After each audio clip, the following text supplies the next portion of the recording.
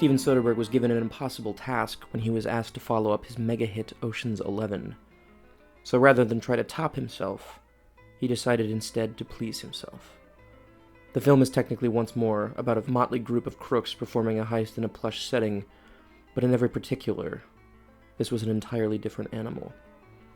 First of all, there was the sudden influx of Robert Altman influence from the overlapping chatter of the gang, who include one-time Altman leading man Elliot Gould. I'll just have to call you. An appearance of awkwardness and clumsiness gives a bad impression of one's ability to play. Hey, wait a minute. Wait, what do you think you're doing? Yeah, I've got one scene. Wait a minute. You said it was good, didn't you? No. I said that I didn't think that you were that good. I got a 7-4. When a hand has just gone very well for you, don't talk about it. What is it? A stock certificate. The first one ever issued from the first corporation on the planet. Dutch East India Trading Company. It's only one of its kind. Only one of its kind. What's the take? 2.5 million euro. Wait, each? No. Who negotiated this? Hey, stop. You know what? That's a lot of money to a lot of people. Are you out of your mind? If we do one job a week, at that rate, we won't pay Benedict off until... September 2005. Jesus Christ, Danny. Basher, I hear you, but it's what's available to us. And after we pull this job off, Matsui's going to throw us another one next week. It's going to pay out 10 times this Which is one, going to okay? give us enough to buy a few weeks extension for Benedict. You hope. I hope. We hope. Now, the good news Pay is that attention. Matsui gave us the system's master code. All right, so what are we waiting for? Vander vowed to leave. That's bad news. He never leaves. He's agoraphobic. He's never been out of his house, ever? Not in the 10 years since he moved in. Doesn't this guy believe in fresh air? He opens the second floor window every now and then. What does that mean? So, best time of Means he arrival. opens the second floor window every now and then. To the riff on the player that interrupts his third act caper.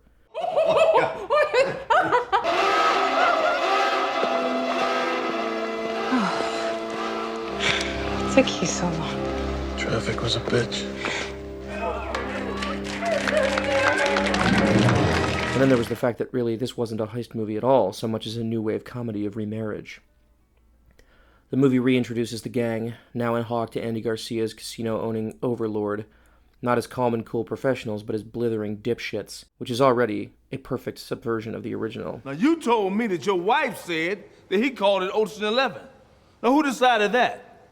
I'm a private contractor. It was a collaboration. That moniker is insulting. Yeah, I mean, Danny, it was one job that we did together, so I don't know where this whole, proprietary stance comes from. It seems a little possessive. One could make the argument that because it was, in fact, Danny's idea, maybe No, it should hang be... on a minute. We all had our own areas of expertise. I mean, without us, it don't leave your head, mate. It just hurts, because it seemed like we all agreed to call it the Benedict job. I mean, that's what we called it when we were doing it. If you wanted to call it something else all along, then... Wait, when you have a problem, who do you go to? Rusty.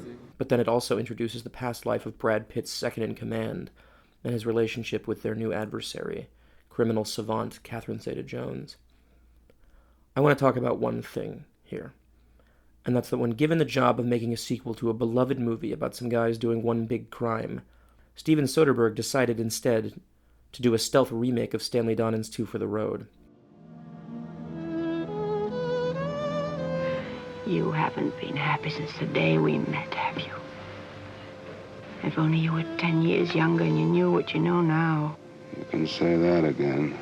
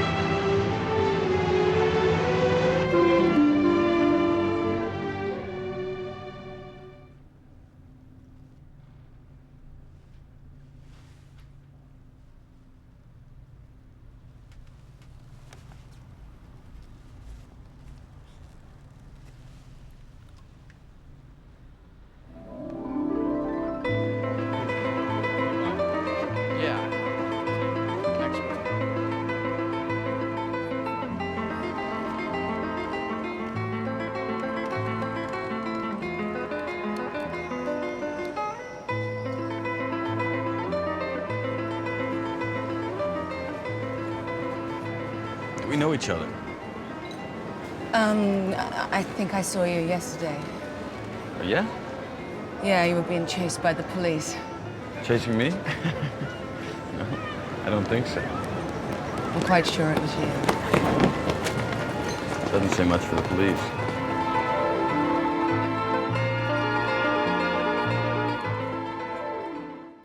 Two for the Road is a product of both the British free cinema movement and the French New Wave, with editing strategies right out of Alain Resnais.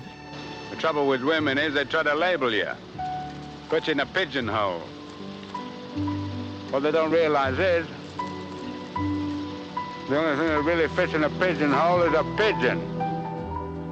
Marriage is all they ever think about. I've got no intention of getting married for at least 40 years.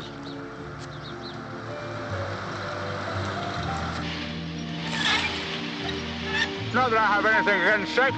It's contracts I don't go for. Promises of long service and good conduct. Are you a virgin? Thought you were, because I was tall. Congratulations. Pour moi, c'est au fond une commode qui m'irait. Une commode de 1,20 m, pas plus. Je dois la placer entre des fenêtres. Si je ne trouve pas, j'achèterai une table suédoise en bois de teck. Je ne veux surtout pas vieillir mon appartement. Vous avez deux goûts à satisfaire, le mien et celui de mon époux. Vous voyez ce que je veux? Je compte sur vous. Et que la carcasse soit en bon état. Bonsoir. And a performance by the New English Cinema's blue-collar poster boy Albert Finney, who also puts in a telling appearance in Ocean's 12. The real egg will be carried in a backpack on a train leaving Gatineau at 9:30 a.m. Thank you. You saved our lives, Gaspar. Yeah. And I'm still getting the better of you. Zeta Jones is deliberately stylized like Audrey Hepburn, and her relationship with Pitt is over before the movie has properly begun, just as in Two for the Road. Apologize. Beg for mercy. They don't look very happy. Why should they? They just got married. I love the playful autumnal version of love Soderbergh grants them. It's, I was just thinking today I was going to try out for it. It's in Amsterdam. My mother has family there, so it'd be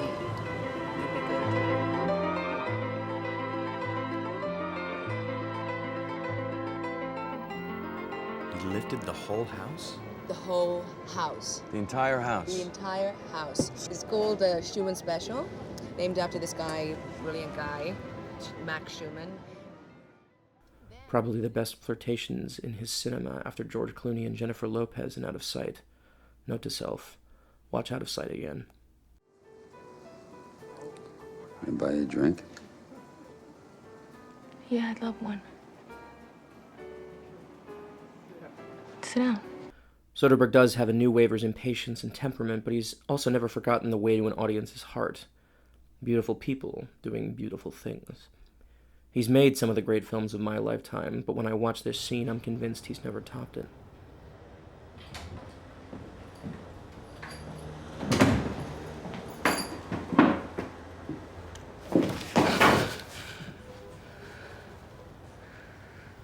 Here's the lead-up. We know Pitt messed up by letting Zeta Jones take his cell phone, which means she knows about the crime they're planning. When we see him staring into space, looking like a nervous wreck, though hiding it the way men do, we don't know where he is. Very good start to this scene. And then she walks in. She doesn't notice him, but of course she does, because going to the table is just a play for enough time to get her gun, and for Soderbergh to quickly crib from Michael Mann's Thief.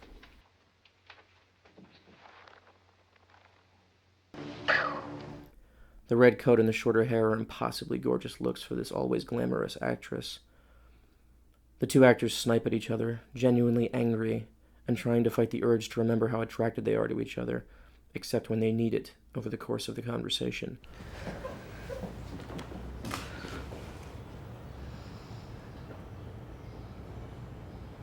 Sorry to hear about your mom. She was an amazing... Well, I thought so, at least. She hated you. I should have picked up on that. She hated all thieves. No wonder you fought. Excuse me? May I have my phone back? No. It's a nice pull, by the way. Thanks. Did you get that tingling sensation down your spine when you did it? Or is that none of my business? She walks into darkness, to hide her feelings as she hints at the overlap between her life solving crime and her penchant for committing and understanding it. Her moral gray area made into a real space in the set. You considered a career change? Have you? I tried hotels. I'm better at this. And then she turns to camera, and I'm shocked the film in the projector at every screening of this didn't explode. Is there a better, more smoldering, more loaded stare in all of the 2000s? They used to let movies just be this good. Their little bout of Godardian double talk is also extraordinarily sensuous.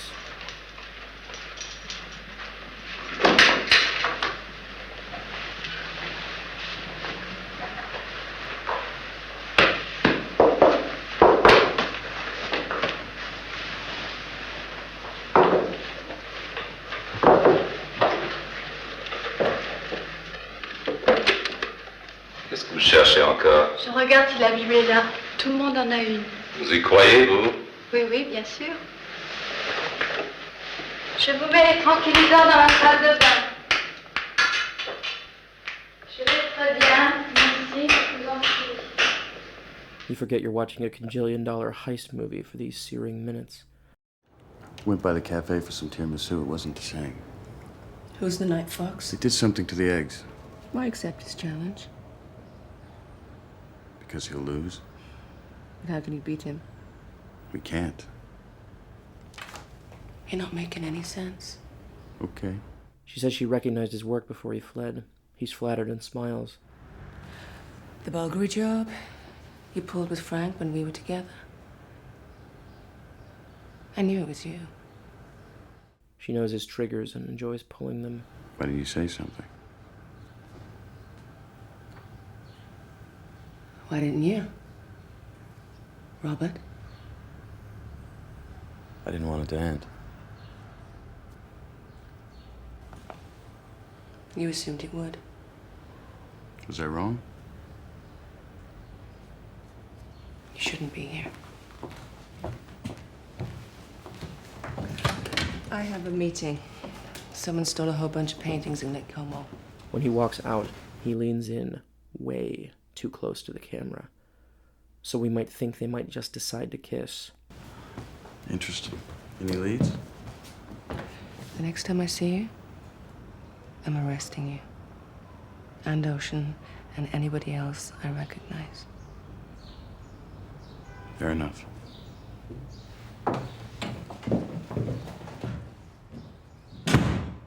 Whole scene just under 3 minutes.